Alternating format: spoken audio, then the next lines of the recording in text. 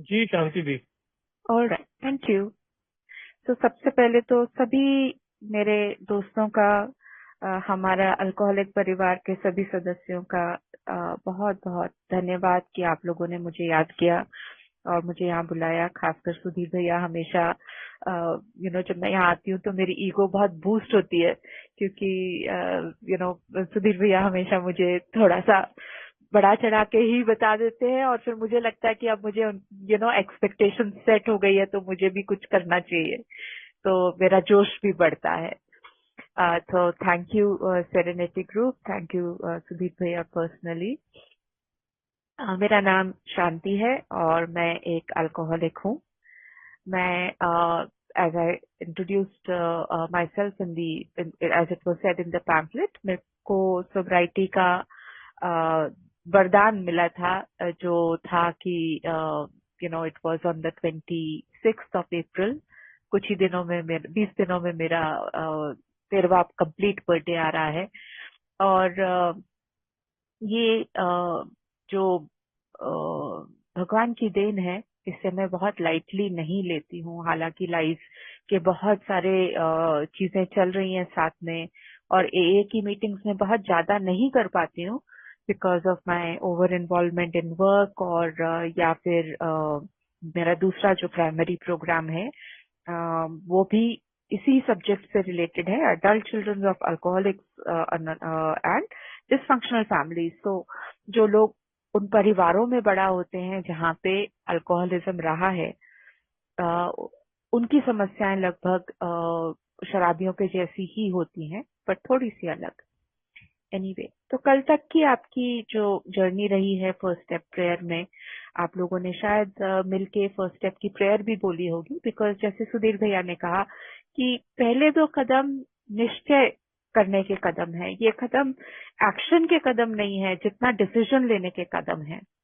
बहुत लोग step work करते हुए, कुछ लोगों ने लंबी लंबी लिस्ट और क्वेश्चंस निजात किए हैं, which is only to bring clarity. लेकिन अगर हम बिग बुक से पढ़ें और या 12 स्टेप एंड 12 ट्रेडिशन से पढ़ें, तो ये जो कदम है ये निर्णायक कदम है, जहाँ पे हमें मेंटली अपने आप को प्रिपेयर करना पड़ता है। इसको बहुत ज्यादा अगर हम पेपर पे करते हैं तो कॉम्प्लिकेटेड सा लगने लग जाता है, लेकिन निर्णय बहुत सिंपल सा है।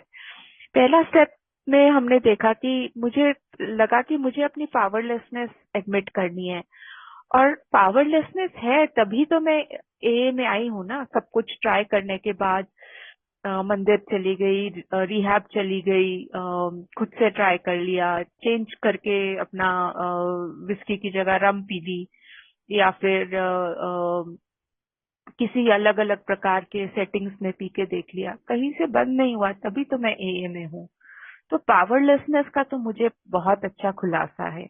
और अनमैनेजेबिलिटी ये कि जब मैं दारू पीती हूँ तो दारू की वजह से मेरे रिश्ते चले गए, मेरी नौकरी चली गई, मेरी पर्सनल क्रेडिबिलिटी चली गई, मेरे मॉरल वैल्यूज जो हैं वो पूरे करोड़ हो गए, वो खत्म हो गए। मैंने वो चीजें करी जो मुझे पर्सनली भी आज अगर मैं सोचती हूँ तो मैं सिहर जाती हूँ कि ये चीजें मुझसे हुई कैसे। तो पावरलेसनेस और अनमैनेजेबिलिटी साफ दिखती है, उसके लिए मुझे बहुत ज्यादा लिखा पढ़े करने की जरूरत नहीं है। तो फर्स्ट स्टेप की जो प्रेयर है वो सिंपली कहती है कि हे भगवान, I admit that I am powerless over my addiction. I admit that my life is unmanageable when I try to control it. Help me this day to understand the true meaning of powerlessness and remove from me all denial of my addiction. तो जो भी मेरा स्वीकरण था alcoholism के प्रति, कि मैं एक अल्कोहलिक हूँ या मुझे अल्कोहलिज्म की बीमारी है, उसके प्रति जितना मेरा डिनायल था, वो मैं चाहती हूँ कि भगवान बिल्कुल उतार दें, और ये मैंने फर्स्ट स्टेप में अपने कर लिया। दूसरा step is we have to understand कि मैं खुद से, ये जो चीज मुझे मिली है फ्रीडम फ्रॉम अल्कोहलिज्म या ड्रिंकिंग अल्कोहल, ये मुझे जो है ये भगवान की देन से मिला है। ये मुझे डॉक्टर नहीं दे सकता, साइकोलॉजिस्ट नहीं दे सकता, मेरा स्पॉन्सर नहीं दे सकता, कोई भी ह्यूमन जो एलिमेंट्स है वो मुझे ये दान नहीं दे सकते कि मैं आज शराब ना पीऊं। और came to believe that a power greater than ourselves could restore us to sanity।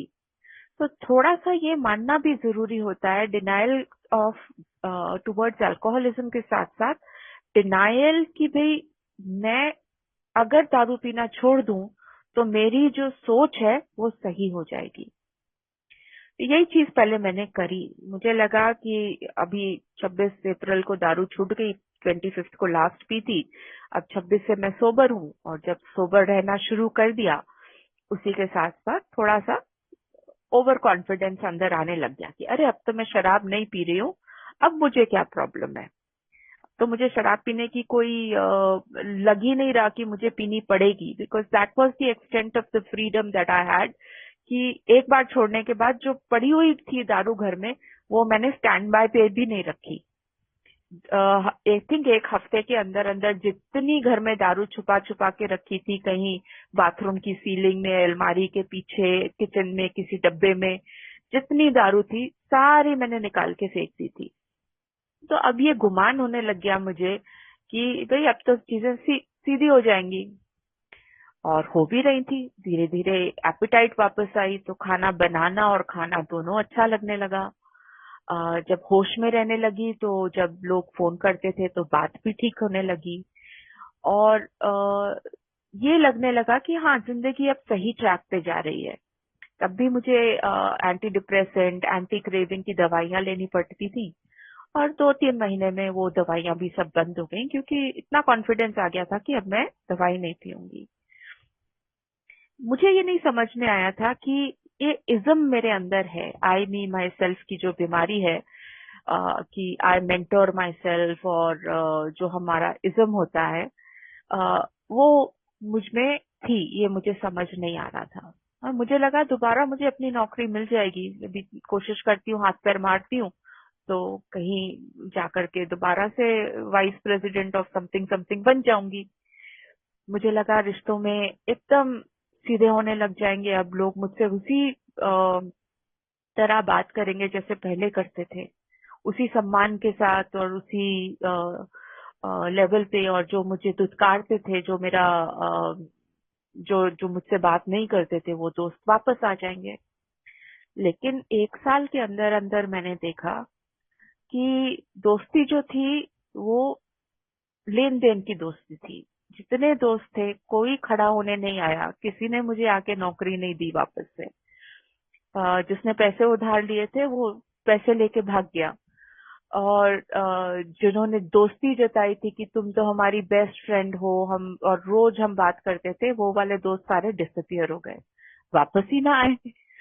और मुझे बड़ा कष्ट हुआ इस बात से कि अरे ये अब मुझसे क्यों नहीं, मैंने तो दारू पीने छोड़ दी। नए दोस्त बनने नहीं आते थे, मुझे समझ ही नहीं आता था लोगों के साथ क्या बात करूं, क्योंकि मेरा whole world and my whole identity was my work. नए लोगों से मेरी फ्रेंडशिप नहीं हो पा रही थी, जो नॉर्मल चीजें होती हैं जो औरतें करती हैं और जो काम नहीं कर रही होती हैं, शायद उनकी लाइफ अलग होती है थोड़ी, तो मुझे वो चीजें करनी समझ में नहीं आ रही थी। रिश्तों में एक दूरी थी। मुझे अभी भी बहुत तिरस्कार और शक की नजरों से लोग देखते थे कि अरे ये पीने का नाटक तो नहीं कर रही, क्योंकि उससे पहले मैंने बहुत नाटक किया था कि मैंने बंद कर दिया, लेकिन मैं धुत रहती थी। कुछ भी लाइफ में फाइनेंशियल रेस्टिट्यूशन नहीं हो रहा, कोई मटेरियल चीजें वापस नहीं आ रही हैं, मेरे जहाँ पैसे अटके हुए हैं वहीं अटके हुए हैं, मुझे फ्यूचर की तंगी होने लग गई कि मैं क्या करूंगी, कैसे करूंगी, और बहुत विचलित मैंने रहना शुरू किया। इसी बीच में एक और भी चीज हो रही थी, बड़ी आज सोचती हूँ तो बड़ी हंसी आती है। 2-3 महीने सोबर रहने के बाद मुझे लगा कि अब तो ये ग्रुप मैं चला सकती हूँ, लीडर तो मैं शुरू से ही थी। तो मुझे लगा कि अब ये ग्रुप तो मेरा होम ग्रुप का ये कुछ समझ में आ गया था, और वो 12 ट्रेडिशंस इलस्ट्रेटेड की पैम्फलेट मैंने पढ़ ली थी। तो मुझे लगा अब तो मेरे को सब ज्ञान मिल गया है, सोबर रह रही हूँ तो अब तो बिग बुक भी पढ़ ली है, तो अब क्या करना है, अब तो ग्रुप मैं ही चलाऊंगी। तो धीरे धीरे करके और मैं ग्रुप की सेक्रेटरी बन गई। ग्रुप की सेक्रेटरी बन के मैंने करी, मुझे लगा मैं सेवा कर रही हूँ लोगों की। देखो मैं क्लासरूम खोलती हूँ, बोर्ड पे डेली मेडिटेशन लिखती हूँ, सबको चाय पिलाती हूँ, अकाउंट्स रखती हूँ, सीट साफ करती हूँ, ब्ला ब्ला ब्ला। मुझे लगा मैं तो लोगों की कितनी सेवा कर रही हूँ देखो। और मैं सिर्फ एक ग्रुप में नहीं करती थी ये, मैं जितने मीटिंग्स में अटेंड करती थी, मैं वहां सब जगह जाकर के मेरे को चाय सर्व करना, पैसे कलेक्ट करना, हिसाब लिखना, ये सब चीजें मुझे बड़ी अच्छी लगती थी। और मैंने ये भी डिसाइड करना शुरू कर दिया कि भाई एए का प्रोग्राम कैसे करना है। हमारी 2 मीटिंग्स होती थी मेरे होम ग्रुप की। मैंने बोला नहीं भैया, एक तीसरी मीटिंग भी चाहिए जहाँ पे हम बुक बुक पढ़ेंगे। तो my sponsor was very intelligent. एक हंसी रहती थी उनके फेस पे, मुझे समझ नहीं आता था वो क्यों हंस रहे हैं। तो कहते थे हाँ हाँ ठीक है बच्चे, करते रहो, चलो चलो करो, एक और मीटिंग कर लेते हैं, क्या प्रॉब्लम है। एक और मीटिंग शुरू कर दी, उसमें हम किताब पढ़ने लग गए। मैं हर एक मीटिंग में किताब पढ़ने का काम मैं करूंगी, क्योंकि मेरी तो इंग्लिश बड़ी अच्छी है। और पहले मेरे स्पॉन्सर एक्सप्लेन करेंगे, और उसके बाद 6 7 8 महीने हुए नहीं है कि बिग बुक मैं एक्सप्लेन करूंगी। मुझे अभी भी नहीं समझ में आ रहा था कि कुछ ना कुछ मेरे अंदर गड़बड़ है, और उसे मुझे ठीक करना है। मुझे अभी तक ट्रू सरेंडर का, ट्रू सेल्फ रिफ्लेक्शन का मतलब नहीं पता था। इस दौरान मैं अपना फर्स्ट स्टेप भी कर रही थी, जो आई थिंक 10 12 महीनों में, मुझे याद नहीं आता कितना टाइम लगा, लेकिन वो भी साथ साथ चल रहा था। अब थोड़ा सा मैं अपने बारे में एक्सप्लेन करती हूँ। आई कम फ्रॉम अ फैमिली जो जहाँ पे शराबियत और शराब हमेशा से, मेरे बचपन से मैंने देखी है। मेरे ग्रेट ग्रैंडफादर अफीम पीते थे, ग्रैंडफादर अफीम और दारू का सेवन करते थे। पिताजी मेरे अल्कोहलिक थे, और मैं भी अल्कोहलिक हूँ। साथ ही साथ बहुत वायलेंस होता था हमारे घर में, वर्बल वायलेंस, गाली गलौज करना, फिजिकल वायलेंस, मारपिटाई, और अलग अलग तरह के निग्लेक्ट और अब्यूज होते थे। और बीच में I was also sexually abused as a child and as a young teen. So इन सब चीजों के चलते मेरा दुनिया के प्रति जो रुख था वो बहुत फियरफुल था। मुझे जीवन जीने से बहुत डर लगता था। ये चीज मैं आज आपसे बोल सकती हूँ, क्योंकि मेरा 12 कदम मुझे सिखाते हैं अपने ऊपर एक निगरानी रखना, अपने आप को समझना। तो with that fear in mind, everything that I did was motivated by pure survival. आज की रात कैसे गुजारनी है। अभी 6 बजे है, पापा अभी दारू पीना शुरू करेंगे, मेरा नेक्स्ट कदम क्या है। मुझे अपना होमवर्क उससे पहले खत्म करना है, नहीं तो टाइम नहीं मिलेगा, अगले दिन टीचर से डांट पड़ेगी, डांट के डर से होमवर्क करना है। खाना जल्दी जल्दी खा लो, क्योंकि एक बार पापा का ड्रामा शुरू हो जाएगा तो खाने को भी नहीं मिलेगा। फिर पापा का ड्रामा जब शुरू हो जाता था दारू पी के, तो अभी मम्मी को कैसे बचाना है, पापा को कैसे सुलाना है, ताकि हम लोग चैन से सो पाए। ये भी एक part of the planning and plotting था। फिर एक और डर था कि रात को भी पापा उठ के, जैसे जैसे उनका अल्कोहलिज्म प्रोग्रेस हुआ, वो रात को भी उठ करके कभी इधर उधर पेशाब कर देंगे, या फिर अगर होश में थोड़ा सा भी होंगे तो एक और ड्रिंक पियेंगे, सिगरेट जला लेंगे, और सिगरेट से अक्सर हमारे घर में मैट्रेसेस जल जाती थी। तो जैसे ही पापा उठते थे, उनके साथ साथ मैं भी उठ जाती थी, और बगल वाले कमरे में उनके ऊपर निगरानी करने बैठ जाती थी। मम्मी बाजू में सो रही होती थी, लेकिन मैं जगी रहती थी, क्योंकि मुझे पापा की सिगरेट बुझानी है, या फिर अगर वो वायलेंट हो रहे हैं और हथौड़ा ढूंढ रहे हैं या स्क्रू ड्राइवर ढूंढ रहे हैं, तो मुझे वो सब चीजें छुपा के रखनी है। और किसी ना किसी तरह से उनको दोबारा से पूरी तरह धुत करके, कि और पी लो करके, कि चलो पियेंगे तो धुत हो जाएंगे। बच्ची थी, मुझे समझ नहीं आता था अल्कोहलिज्म होता क्या है। मुझे यही लगता था कि जितनी ज्यादा दारू पियेंगे फिर पास आउट हो जाएंगे, उसके बाद सब शांत हो जाएगा। तो मेरी जो बेसिक प्रवृत्ति थी वो थी फियरफुल। और फियरफुल होने की वजह से मैंने बहुत सारे गलत चीजें भी करनी सीख ली। अगर मैं अपने आप अगर मैं चीजों को नियंत्रित करूंगी, कंट्रोल करूंगी, तो चांसेस हैं कि मैं उतनी अनसेफ नहीं होंगी जितना अगर मैं चीजों को नियंत्रित नहीं करती हूँ तो। स्कूल में भी अगर मैं क्लास की मॉनिटर हूँ या स्कूल की प्रीफेक्ट हूँ या जो हमारी स्कूल जनरल असेंबली की प्रेसिडेंट हूँ, तो उससे मैं नियंत्रण में रहूंगी। मुझे पता होगा कि लोग क्या कर रहे हैं और उसमें से मैं अपने लिए क्या निकाल सकती हूँ, अपना बचाव कैसे कर सकती हूँ, वो देखना। ऐसे मित्रों से दोस्ती करना जहाँ पे मुझे मेरी पढ़ाई में या फिर किसी भी तरह से मैनिपुलेशन से मुझे आर्थिक इन द सेंस मटेरियल सपोर्ट मिले, कि नई कॉपी मिल जाए, नई नई तरह की पेंसिल मिल जाए, कोई नया हेयर क्लिप मिल जाए। किसी की मम्मी बहुत अच्छी होती थी, वो खाना लेके आती थी बच्चों के लिए स्कूल में, तो मुझे उसकी मम्मी से का खाना बहुत अच्छा लगता था, क्योंकि मेरे घर में कभी कभी टिफिन ही नहीं होता था। तो उस लड़की से दोस्ती करना कि उसकी एसी कार में बैठ के मुझे खाना मिले। पढ़ाई के लिए बहुत सहारे की जरूरत पड़ती थी, क्योंकि मेरे पापा का जॉब ट्रांसफरेबल था। तो हर 2 घंटों में 2 सालों में हमारी स्थानांतरण हो जाता था, ट्रांसफर हो जाती थी। तो दूसरी जगह में जाके दोस्त बनाना और चीजों को ठीक करना, वो सब नहीं हो पाता था, तो बहुत मुश्किल था। और इन सब चीजों की वजह से I developed other habits which will now seem very selfish, such as मैं अपनी चीजों को बहुत संभाल के सहेज के रखती थी, इस्तेमाल नहीं करती थी, लेकिन किसी और को भी यूज करने नहीं देती थी। मुझे खुद में ज्यादा इंटरेस्ट था कि मैं अपने आप को कैसे सेव करूं, कैसे आगे बढ़ूं। और ये करने के लिए as a control mechanism I was also a people pleaser, कि लोग मुझे अच्छा समझेंगे या मुझसे प्यार करेंगे तो मैं अनसेफ नहीं होंगी। इसके साथ साथ परफेक्शनिज्म, ऑल और नथिंग थिंकिंग, कि अगर ये अच्छे हैं तो बिल्कुल अच्छे हैं, और अगर अगर बुरे हैं तो बिल्कुल बुरे हैं। लोगों को काट देना बीच में, दोस्तियों को तोड़ देना, जहां मेरा मतलब नहीं है वहां पे नहीं जाना।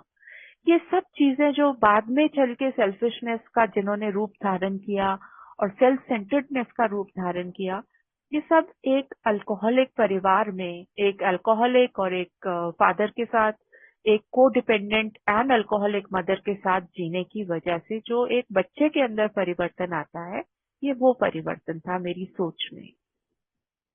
और क्योंकि मैंने कोई और परिवार नहीं देखा था, किसी और परिवार को नजदीकी रूप से मैंने नहीं देखा था, इसलिए मुझे पता ही नहीं था कि जीने का कोई और तरीका भी है। तो मेरा जो नॉर्मल था, वो नॉर्मल यही था कि मारपिटाई इज ओके, ऊंची आवाज में बात करना इज ओके, छीन झपट लेना इज ओके, छल कपट करना इज ओके,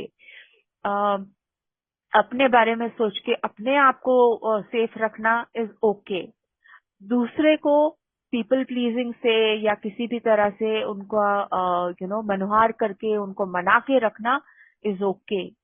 अपने वैल्यूज ना होना और दूसरे लोगों के वैल्यूज को अपने ऊपर ले लेना, क्योंकि वो फिटिंग इन में हेल्प करते हैं।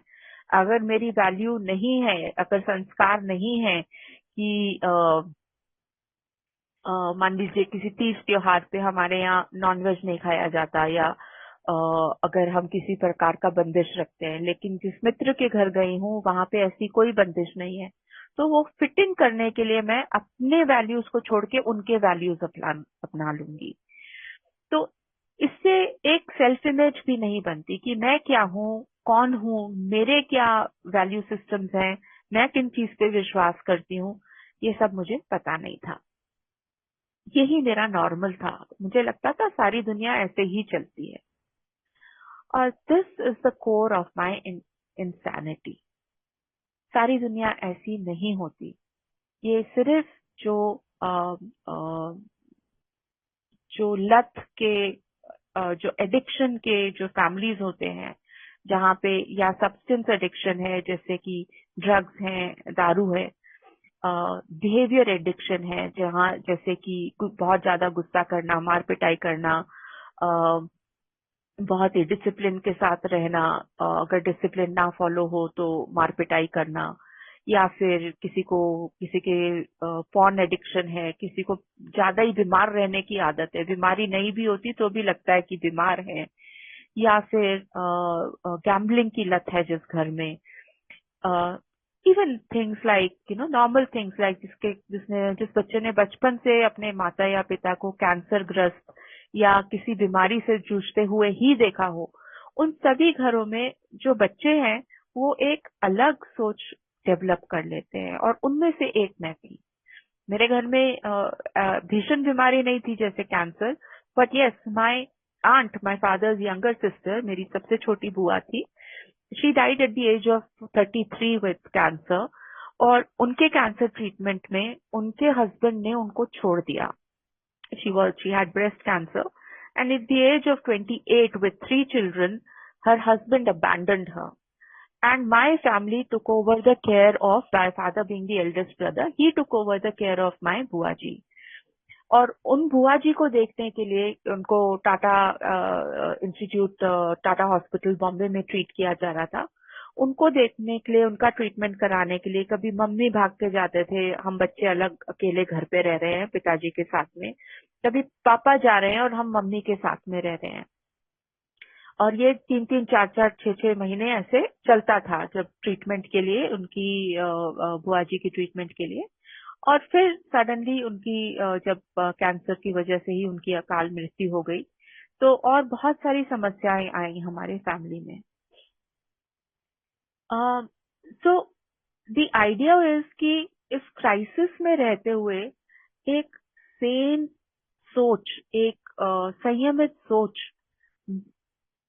ऐसी कोई चीज की मुझ में कल्पना ही नहीं थी। मुझे लगता था यही है, जब कोई बीमार पड़ता है तो किसी तरह से पहले अपनी भी देखभाल करनी पड़ती है और उनकी भी देखभाल करनी पड़ती है। उनकी देखभाल करेंगे तो लोग वाहवाही करेंगे, और अगर अपनी देखभाल करेंगे तो भूखे नहीं सोना पड़ेगा। अब आप इमेजिन कीजिए कि मम्मी या पापा या दोनों ही नहीं है, और हम 4 बच्चे थे, मेरी एल्डेस्ट सिस्टर हम सबके लिए खाना बनाती थी। तो ये बहुत ही हास्यप्रद, it's a very humorous anecdote, but उनको खाना बनाना उस वक्त आता नहीं था, वो भी बच्ची थी।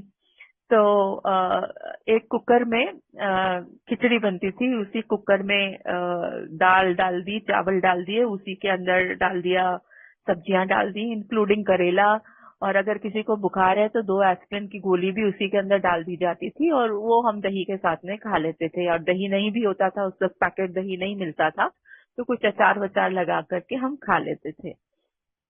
इन सब हालातों में बड़े होने के कारण what I am trying to say is कि सेम नॉर्मल सोच नहीं थी मुझ में। और क्योंकि मेरा सबसे अर्ली सामना दारू के साथ में एट द एज ऑफ 3 हुआ था, मैं 3 साल की उम्र से बियर की फोम पी रही थी, और धीरे धीरे उसके बाद कभी ट्रीटमेंट के लिए ब्रांडी मिल रही है एक छोटा चम्मच, उसके बाद छोटा ब्रांडी का पेग मिल रहा है सर्दियों में। तो दारू से भी मेरा कोई परहेज नहीं था, कोई दुश्मनी नहीं थी, मुझे समझ ही नहीं थी कि ये बहुत बुरी चीज है।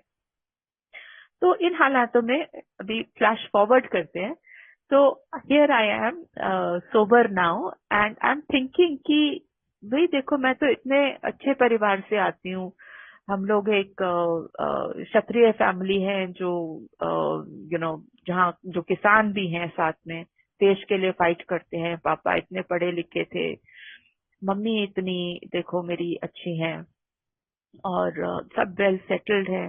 मैंने तो दुनिया जीत ली है, बड़े एमएनसी में इतनी बड़ी ओहदे पे नौकरी करती थी। तो मुझे लगा शराब के अलावा मेरी कोई प्रॉब्लम नहीं थी।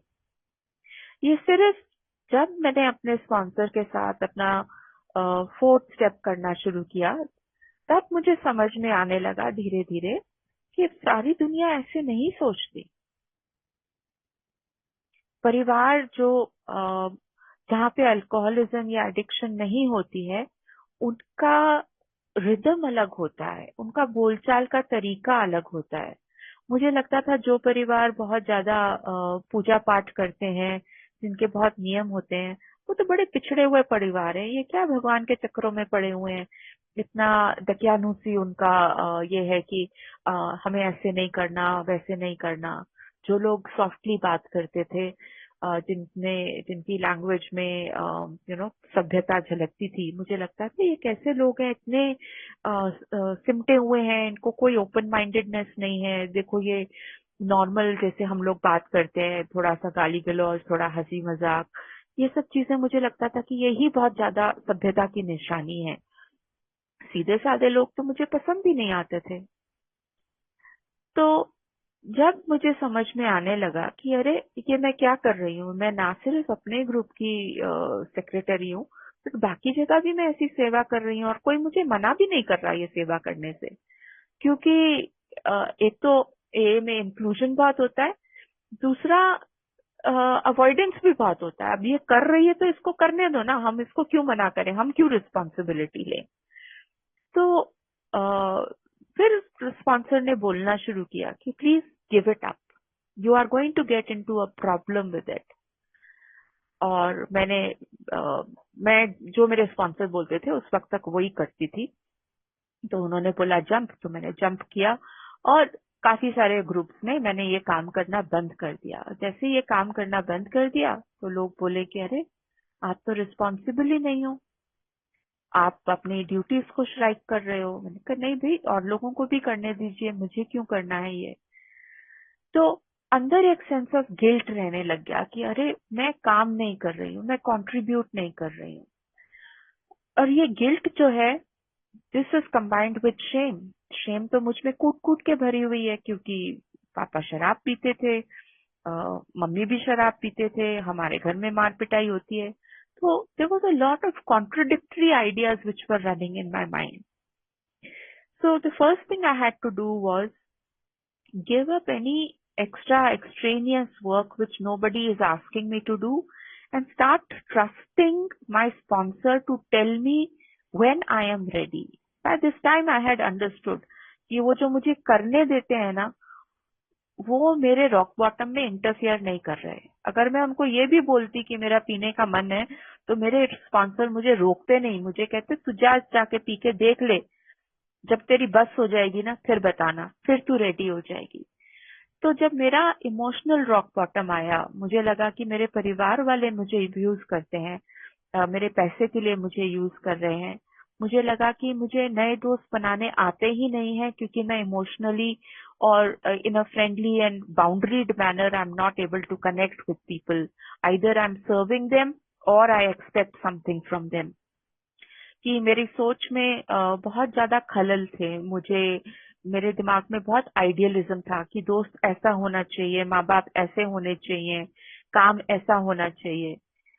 And then I started to see slowly the limitations of my own thinking. एक हमारे बहुत प्यारे मेंबर थे जो आजकल दिखाई नहीं देते, बट उनकी शेयरिंग में एक बार मैंने सुना था कि हमारा ना जो कटोरा है वही बड़ा छोटा है, भगवान की तो गंगा बह रही है। पूरे वो तो ज्ञान का, प्यार का, पीस का, सेरेनिटी का सागर है।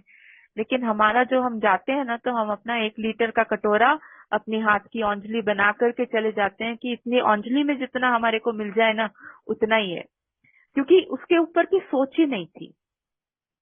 अब जब समझ में आने लगा कि yes, there is something inside me that I have this seething anger at the injustice the world has done to me. और अब वो जो कूट कूट के अंदर गुस्सा भरा हुआ था कि how dare my father beat me up, how dare my mother not leave this father who is all the time beating us, not looking after us. ये क्यों उनके साथ में रहती हैं। बहनों के प्रति, शादी करके ये तो चली गई, मुझे यहाँ पे छोड़ दिया। ये सब चीजें जो छोटी छोटी मेरे अंदर घुसी हुई थी, अब ये सब चीजें बाहर निकल के आने लगी कि ये सारे दोस्त जो मेरे टैलेंट के लिए, मेरी नॉलेज के लिए, मेरे कनेक्शंस के लिए, डील्स के लिए मेरे साथ में थे, ये सारे मुझे छोड़ के चले गए। None of them like me. अब ये धीरे धीरे गुस्सा निकल के बाहर आने लगा और मुझे पता लगने लगा कि yes, I don't have a same way of thinking. मेरी सोच जो है बहुत ही विकृत और अलग है। तो इसको करेक्ट कैसे करना है और कौन करेक्ट करेगा? ताज्जुब की बात यह है दोस्तों, कि इनमें से बहुत सारी जो विकृतियां थी मेरे में, ये बहुत, अगर मैं सुंदर तरीके से इसका इस्तेमाल करूं तो ये बहुत खूबी से भी काम करती हैं। जैसे कि आई वॉज अ वर्कोहॉलिक, कि मैं बहुत ज्यादा काम करती हूँ, दैट वाज अ डिस्टॉर्शन, कि मुझे पीपल प्लीजिंग करनी है। अगर मैं बहुत ज्यादा काम करूंगी तो लोग मेरी वाहवाही करेंगे, जॉब सिक्योरिटी बनी रहेगी, पैसे और आएंगे, पैसे से सिक्योरिटी मिलेगी। ये this was a distortion, but the work that I did was very good. That is why I was always headhunted till alcoholism took over. The work that I did was also, I was a broker. So I had to, in order for me to get two people together, I had to use all my skills to connect them, to talk to them at a different level. I was very good in business development, getting new business for my company. So I was very good in talking.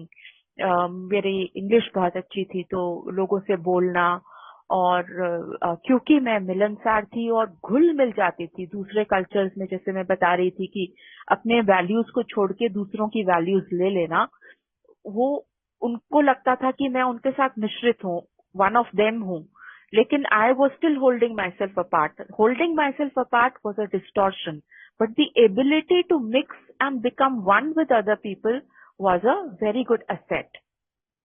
तो इन्हीं qualities और distortions के बीच मेरा बहुत अच्छा फायदा भी हो रहा था। यही जो चीजें बाद में मुझे बॉदर करने लग गई, उन्हीं चीजों की वजह से मैंने अपने करियर में, अपने रिलेशनशिप्स में बहुत तरक्की भी करी थी। प्रेजेंटेशन स्किल्स अच्छे थे, न्यू लर्निंग स्किल्स अच्छे थे, टेक्निकल स्किल्स अच्छे थे, लेकिन पीपल और रिलेशनशिप स्किल्स जो थे वो नहीं थे, क्योंकि everything was based on fear, fear of survival, survival of the fittest. तो धीरे धीरे जब ए का काम आगे बढ़ा और मैंने इन चीजों को देखना शुरू किया, तो I started learning how to surrender properly. सबसे पहले तो मुझे अपने डिस्टॉर्शन क्लियरली नजर आने लगे। मेरे दोस्त इसलिए नहीं बनते हैं क्योंकि मेरी एक्सपेक्टेशंस होती हैं और मेरे आइडियल्स होते हैं मेरे दिमाग में कि दोस्त ऐसा दिखना चाहिए, और मैं लोगों को as they present in the present moment नहीं ले सकती हूँ। मैं अपने आइडियाज उनके ऊपर प्रोजेक्ट करती हूँ, मैं अपनी सोच उनके ऊपर थोप देती हूँ, और इससे जो सामने वाला बंदा होता है, कभी ना कभी वो जब पक जाते हैं और वो मुझे छोड़ देते हैं या मुझे अवॉइड करने लगते हैं। आई am not truly a friend because I was always looking for self-serving ideas, not because I'm a bad person, because I learned to be a survivalist. So when I started that journey of seeing how my distortions were getting in the way of truly connecting to people, that is how I also learned how to truly connect with God. Because till that time, my relationship with God, even though I had done my third step and said the prayer and all that, and I would say it almost every day, it was still very transactional.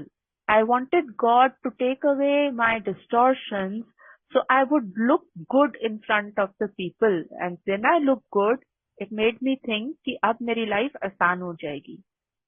लेकिन मेरी life तभी आसान हो सकती है जब मैं fear को छोड़ के जो दुनिया है उसको देखना शुरू करूं। सिंपल सा एक एग्जांपल अपनी जिंदगी से देती हूँ। मेरी कॉलोनी में एक वृद्ध रिटायर्ड अफसर रहते हैं, और क्योंकि मैं एक लीडर किस्म की लड़की थी, तो ये बिल्डिंग का मैं सेक्रेटरी बन गई। आज से आई थिंक ये 2016 2017 की बात है। और ये इंसान बड़ा चिपकू और बहुत ही, this is my thinking in 2016 2017, although I am sober and in the program. uh, he would like constantly harass me. He had this need to talk to me all the time कि मुझे ये बताना है building का, ये ऐसा हुआ, वो वैसा हुआ, हमें ऐसा करना है। और मैंने उनको अपने घर पे भी बुलाना शुरू कर दिया, और वो अक्सर 8 बजे के बाद आते मेरे घर पे। 8 बजे मेरा टीवी शो शुरू होता था, मुझे वो देखने का बड़ा शौक था, और ये जाते ही नहीं थे, 9 बजे तक बैठे हुए हैं। फिर मुझे बहुत कंस्ट्रेंट लगने लगा कि ये बंदा बहुत नजर रखता है कि मैं कहाँ पे जा रही हूँ, कब आ रही हूँ। Because he would ask me, आज आपकी गाड़ी वो वाले विलेज में दिखी थी, आप वहां क्या कर रहे थे। और मेरे संबंध इनके साथ में जो है ये बहुत ही अगेन फियर बेस्ड होने लग गए कि ये क्या कर रहा है इंसान। He is like taking away my time, my privacy. He is making queries about me. He is making me do things which I don't want to do. So again, you see, the survivalist tendency was there. I did not want to give up the secretary post because the secretary post ensured कि मेरे घर में बिजली, पानी, cleanliness हमेशा रहेगी। मुझे मेरे एनवायरनमेंट का पता रहेगा कि कौन क्या कर रहा है, जिससे कि मैं अपने आप को सेफ रख सकूं। इसलिए नहीं था कि मुझे जन सेवा करनी है, वो भी था थोड़ा बहुत, लेकिन the primary reason was fear based survivalist instinct. तो एक ऐसा वक्त आया कि I just blew up at this person, और वो मुझे अपोलोजाइज करने की कोशिश करें, और मुझे लगे कि ये तो और मेरा टाइम बर्बाद कर रहे हैं, ये इनको कुछ मेरे में पर्सनल इंटरेस्ट है, ये किसी प्रकार की मेरे तरफ गंदी भावना रखते हैं, क्योंकि I also was a sexually abuse child. तो मुझे तो विश्वास ही नहीं होता था कि कोई मुझे अच्छी भावना से भी देख रहा होगा। अब आज की डेट में he is one of the people that I have a lot of respect for. मेरे प्रॉपर्टी टैक्स का बिल हो या बिल्डिंग की छोटी छोटी चीजें होती हैं, उन चीज में वो मेरी मदद करते हैं, मैं उनकी मदद करती हूँ। मेरा उनके साथ बोलचाल बहुत ही लिमिटेड है, लेकिन अच्छा बोलचाल है। And all this is a result of giving up my fear and standing fearlessly and setting a good boundary. You will not come this close to me. You will speak from that distance. I will not entertain a personal phone call, a personal visit in my house, especially not after 6 o'clock. I will not entertain a phone call unless it's an emergency after 8 o'clock. I will meet you and greet you at these occasions, at these times. I have half an hour to give you. I will not give you 31 minutes. I have only 30 minutes to give you. So boundaries came into my life because I started looking at people and things in a very different manner. I knew कि I could set my own boundaries because I'm not afraid कि somebody is going to dislike me. So the courage to be disliked, the courage to be a villain in somebody's life came because my dependence on God grew bigger. ये एक कोई single step process नहीं है, at least मेरे लिए नहीं है, may be बहुत लोग करते होंगे, but it is something that I came to believe, I am still coming to believe. It is a developed, every day I have to work on my relationship with my God and make sure that the God is present in my life. I'll come to how I do that in a little bit, but just to complete that thought, कि fear and distortions resulting from fear.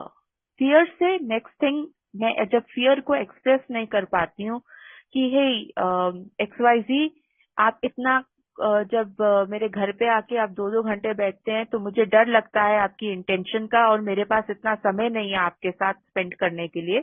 जब मैं ये चीज साफ साफ नहीं बोल पाती हूँ तो मेरे अंदर गुस्सा आता है. How dare he come to my house after this time, how dare he continue to talk, right. गुस्से के साथ नेक्स्ट थिंग आती है रिजेंटमेंट. रिजेंटमेंट कि आई am not getting what I want. I want to have my dinner at 7 o'clock. I want to be asleep in my bed by 9 o'clock. But look at this person. ये 9:30 मुझे phone कर रहे हैं दारू P करके, मुझे दारू नहीं पीनी है, तो दारू नहीं पीनी है तो मैं 9:30 क्या करूं? आपने तो दारू पी ली है. Why are you calling me? So when I'm not getting what I want, I would become afraid. when that fear would express itself as anger. And if I could not express anger, I would stay resentful at that person. And resentment, we all know, is a death warrant for any alcoholic or anybody else also for that matter. Resentment is something which is very, very difficult. Next thing came कि resentment से ही interpersonal relationships. Now हमारा जो एक बहुत बड़ा area है of doing our 4-step inventory is our sexual conduct and relationships with other people. But in a broader sense, it is not just about the basic instinct of sex. It is also about how I relate to other people. The intrapersonal, दूसरे लोगों के साथ मेरे रिश्ते कैसे हैं. दूसरे लोगों के साथ रिश्ते ठीक करने के लिए मुझे पहले इंटरपर्सनल देखना था, अपने अंदर देखना था कि ये जो आइडियल्स मैंने अपने दिमाग में बना के रखे हुए हैं, ये जो भगवान का भी जो मैंने अपने अंदर रूप बना के रखा है कि भगवान ऐसे होंगे. भगवान is non judgemental. My god is non judgemental. My god is omni present, omni knowing. My God is, he grants all my wishes. यही सारी चीजें जो थी मैंने दूसरे लोगों से भी एक्सपेक्ट करी. Because I was thinking that God through these people is going to fulfill my demands. People should be all knowing, non-judgmental towards me. कि मैं उनको जाके अपनी दुख की गाथा सुनाऊंगी. अरे मैं अल्कोहलिक थी, मेरे साथ मारपीट हुई थी, सेक्सुअल अब्यूज हुआ था, तो वो मेरे प्रति दया की भावना रखेंगे, मुझसे प्यार करेंगे. The fact is, human beings are very judgmental. That is why alcoholism is still a stigma. That is why there are very few lady alcoholics even in this meeting room. People are not omnipresent and all-knowing. Omnipresent and all-knowing in the human beings only comes when I'm able to communicate with them.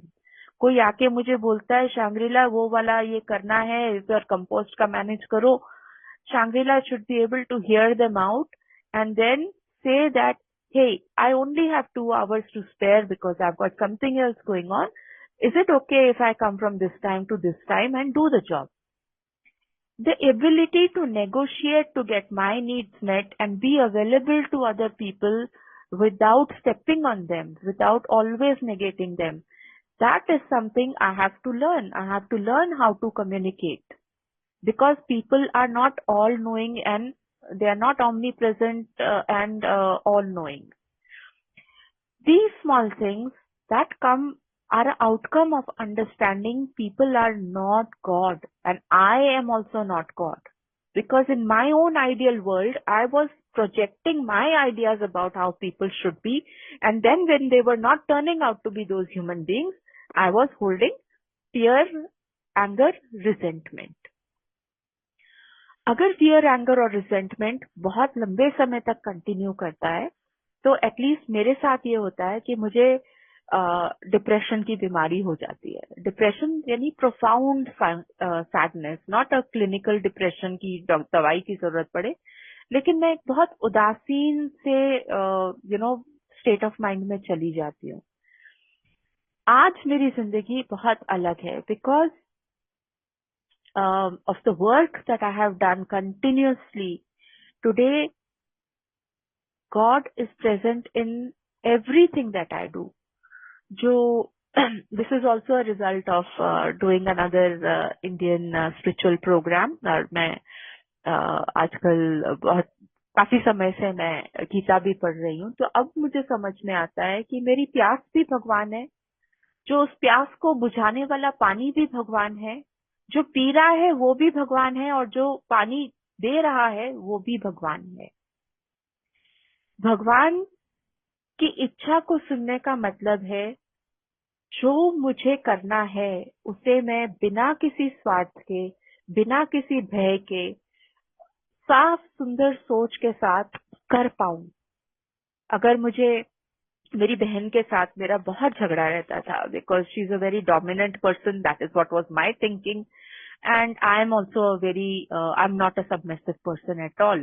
मुझे orders देना अच्छा लगता है, लेना अच्छा नहीं लगता. लेकिन हमारे संबंध, क्योंकि मैं एए का प्रोग्राम वर्क कर रही हूँ, मैं अपना दूसरा प्रोग्राम वर्क कर रही हूँ, आज हमारे संबंध बहुत अच्छे हैं। क्योंकि जहां मुझे लगने लगता है कि अभी कोई मुझे कंट्रोल कर रहा है, वहीं मैं अपनी बाउंड्री सेट कर पाती हूँ, वही मैं उनको समझा पाती हूँ कि देखो मेरे से ये हो सकता है, ये नहीं हो सकता। And because I see her clearly as another child who has grown up in an alcoholic family, who has her own health and other struggles, I'm able to be compassionate and open with her. I am able to tell her, yes, I know you're not feeling well, so I'm going to cook lunch and I'll send it over to you. लेकिन मैं भाग भाग के मैं आपके लिए lunch बना के ला रही हूँ, even if you are feeling good, वो काम नहीं करती हूँ। I have a good balanced relationship. This is what is the difference between my insanity when I was trying to control people, do things for people, because at the back of my mind was always this fear that I will be rejected, I will be abandoned, I had so much of shame in who I was and who I became, and I had so much guilt about what I did and what other people did to me also. So when I let go all of these old ideas about myself, मेरा जो लोटा है, जो पतीला है, जो मैं लेके भगवान के पास जाती थी, इट बिकेम डिफरेंट। अब मैं खुले हाथ से भगवान के पास जाती हूँ, अंजलि नहीं बांधती हूँ कि दो हाथों में जितना मिल गया उतना। मैं जाती हूँ और बोलती हूँ, भगवान आपको, मेरे दोनों हाथ खुले हैं, आपको जो देना है आप दीजिए, वो मुझे स्वीकार है। और मेरा ये मानना है कि मन का हो तो अच्छा, मन का ना हो तो और भी अच्छा, बिकॉज मन का हुआ तो भगवान ने मेरी सुनी है, my will is aligned with God. और अगर मन का नहीं होता है, if things don't go my way, then it is will of God happening any which way, and I need to accept that. This is the difference between my insane living, जहां मुझे लगता था कि सारे परिवार इसी तरह से गंदी तरह से बिहेव करते हैं, लोगों को यूज करना है, ट्रांजैक्शनल रिलेशनशिप्स होने चाहिए, प्रोफेशनल रिलेशनशिप होने चाहिए, और अगर किसी से कुछ नहीं मिलता तो उनसे दूर रहना है। ये जो विकृतियां हैं, ये धीरे धीरे चेंज हो करके, I do what I can by the will of God. I don't impose myself and my thoughts on other people. I'm open to the ideas of how other people can be. This integration of all the qualities that I had, from those actions which were fear based to those actions which are now based in pure love and understanding, that is a movement from insanity to sanity. ये मेरी समझ है sanity की। और इसी वजह से आज my life is very serene. Serene in the sense, मेरे को अगर झगड़ा करना होता है तो मुझ में दम है कि मैं अपना झगड़े भी कर लेती हूँ, प्यार से, इज्जत से, और लोगों को देख के। अगर मुझे गिव इन करना होता है, it is not so difficult. दोस्त बनते हैं तो अच्छा, दोस्त नहीं बनते हैं तो भी अच्छा। अगर मैं अकेले रहती हूँ तो मैं अकेली नहीं हूँ। I have my God of my understanding always with me in everything that I do, in every article that I have in my life, in the clothes that I wear, in the computer that I'm talking to you on, in the voice that is coming out. ये सब भगवान की इच्छा से ही हो रहा है। आज अगर मैं इस मीटिंग में बोल रही हूँ तो ये भी भगवान की इच्छा ही है, मेरी इच्छा नहीं है। Because frankly speaking, before coming to the meeting, I had no idea what I'm going to talk about. वो मैंने पोस्टर देखा 11 बजे और मेरे को लगा कि अच्छा स्टेप 2 पे बात करनी है। तो what is my insanity? And that is what I have tried to present to you all today. I hope कि जो मेरी सीख थी उससे आपको सीख मिलेगी। A smart person is, the one who learns from other people's mistakes. So I hope I have been very open. मैं बहुत खुल के मैंने अपने जीवन की अपनी त्रुटियों को, अपने डिस्टॉर्शंस को आपके सामने रख पाई कि आप अगर इसमें से किसी का भी फायदा होता है तो that is the will of God, and God wants for all of us to be happy. This is the base line कि ये जो गिल्ट है ये मेरे अंदर की है, ये जो अभिमान है वो मेरे अंदर का है, और जो जो मेरी सोच है जो मुझे रोकती है लाइफ को पूरी तरह से एंजॉय करने की, वो भी मेरी ही है। भगवान doesn't hold me guilty at all. अगर मैंने किसी का खून भी किया है, लेकिन वो खून के सर्कमस्टांसेस, खून भी करने वाले भगवान थे, जिसका खून हुआ वो भी भगवान था। तो वो जो सर्कमस्टांसेस हैं, जब मैं उसका रिपेंटेंस करती हूँ, उसकी क्षतिपूर्ति करती हूँ, अमेंड्स करती हूँ, तो मुझे उसके लिए भी अपने आप को गिल्टी फील कराने की बहुत ज्यादा जरूरत नहीं है। मुझे पता है कि ये एक्शन मुझे दोबारा नहीं करना है, लेकिन अननोइंगली जो मैं कर चुकी हूँ उसके बारे में बहुत गिल्टी फील नहीं करना है। स्टेप वर्क के थ्रू उसका भी निवारण होगा। इन in our your step 8 and 9, you will be able to overcome even your guilt and shame at the actions that you have done. Just be with the fellowship, do your steps. As long as we are all together, we work as one, we are there to help the newcomers.